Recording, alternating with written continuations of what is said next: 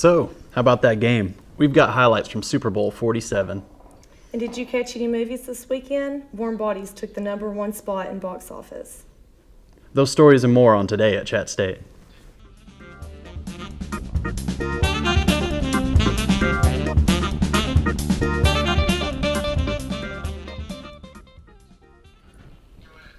Hi, I'm Chelsea Robertson. And I'm Neil Harpley. So, the semester's underway. Are you excited about your classes? I'm very excited. I don't have to wake up early. Yeah, nobody likes to wake up early. Yeah. Well, classes for spring have begun, and many students are anxiously waiting May for graduation. If you're expecting to graduate this spring, you do need to fill out an intent to graduate form, which will notify the records office and review your file and put you on the list. To find this form online, just visit chattanoogastate.edu and search for graduation. Have your advisor sign the form and drop it off in the Enrollment Service Center. Super Bowl 47 will take place in New Orleans, and it already did this year yesterday, and there's still buzz about the event. Here's Carlos Diaz with headline sports and more. An electric Super Bowl 47, brothers and coaches John and Jim Harbaugh squaring off, and it was Ray Lewis's final game. His Ravens rolled early. Joe Flacco found Jacoby Jones for a 56-yard touchdown, and Jones was not done. His 108-yard kickoff return for a touchdown tied a Super Bowl record. 28-6 Baltimore at the time. Then darkness. A power outage caused a 34-minute delay and a momentum swing. Colin Kaepernick scrambled for a 15-yard touchdown score to make it 31-29. One last drive for San Fran, but Kaepernick cannot connect with Michael Crabtree. The Ravens win their second Super Bowl, 34-31.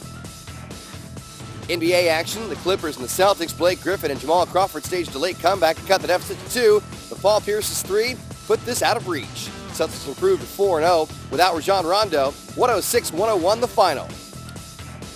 Chris Bosh has not lost to the Raptors, his former team, since he joined his current team, the Heat. In the fourth quarter, Bosh assured that streak would continue. He scored 13 points in the final period and finished with 28. LeBron James had 30, Miami on top, 185. Lakers at the Pistons. LA had an 18-point third quarter lead but blew it. Tied at 95 late, Kobe Bryant gets a screen from Paul Gasol and hits the layup, and the and one put LA up 3. Pistons cannot convert on their final chance. The Lakers escape 98-97. Gasol scored 23 points. Bryant had 18. Phil Mickelson leads wire to wire, winning the Phoenix Open by 4 strokes. Mickelson shot 67 in the final round. He just missed history with his 4-day total, a 28 under 256. It was 2 strokes off the PGA record. With Headline Sports, I'm Carlos Diaz. Love in a zombie apocalypse can be a challenge. That was the message behind the top earner at the box office this past weekend. Shelby Lynn has that and more in Hollywood Minute. Why can't I connect with people? Oh, right. It's because I'm dead. Romantic comedy and zombies, an unusual duo, but one that made for the #1 movie at the box office this weekend. Warm Bodies, a spoof on the undead genre, pulled in $20 million in ticket sales. The film stars Nicholas Hoult and Teresa Palmer as a couple trying to make their relationship work, even though he's a zombie. Hansel and Gretel Witch Hunter slipped from its #1 spot the previous week to finish second.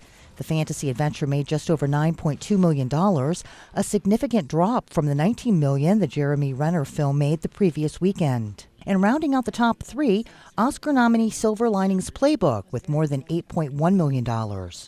Johnny Depp will star in an upcoming crime drama, a familiar genre for the decorated actor. Numerous sources have Depp starring in Barry Levinson's Black Mass, where he'll play notorious Boston mobster James Whitey Bulger. The once feared Bulger was arrested in 2011 after more than a decade and a half on the run. Depp has played criminal figures before, such as John Dillinger in 2009's Public Enemies. Seen any of those movies? I haven't. I don't have anybody to take me out. Oh, that's sad. I know. We are seeing many signs of change, some big, some incremental, in Myanmar. Many of the nation's young people are embracing that change. CNN's Dan Rivers looks at how they are making their voices heard. They are sassy, outspoken and hip, and they're hoping to take Asia by storm. No, this isn't the latest Korean K-pop band. This is Myanmar Girls, a clever play on words with the name of their country, Myanmar, also known as Burma. We are Myanmar Girls!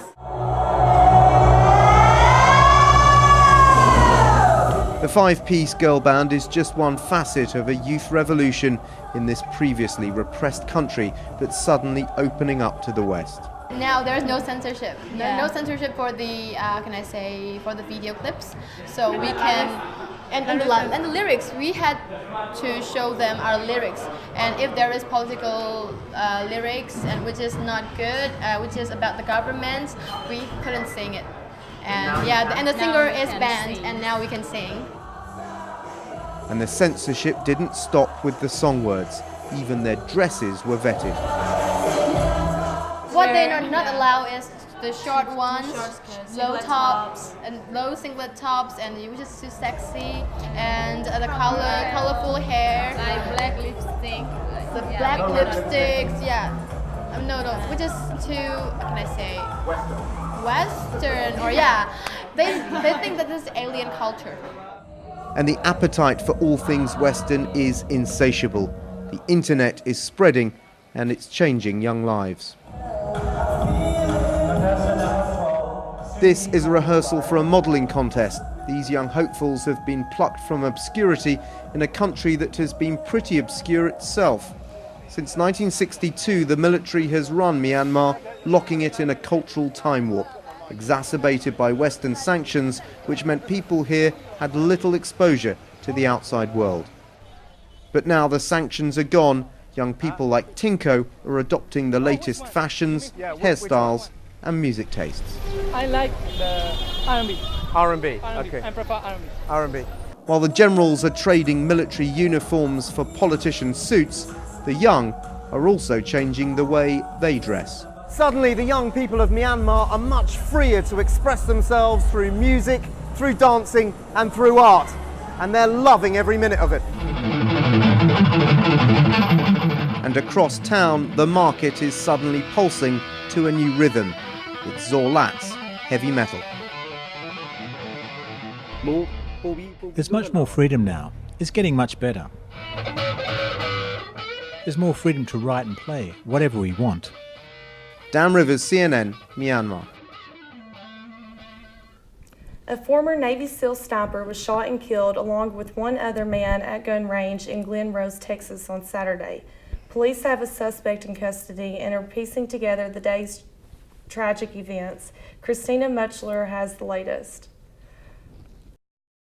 Chris Kyle, a former Navy SEAL and author of the best-selling autobiography American Sniper, was shot and killed alongside Chad Littlefield at a Texas gun range Saturday.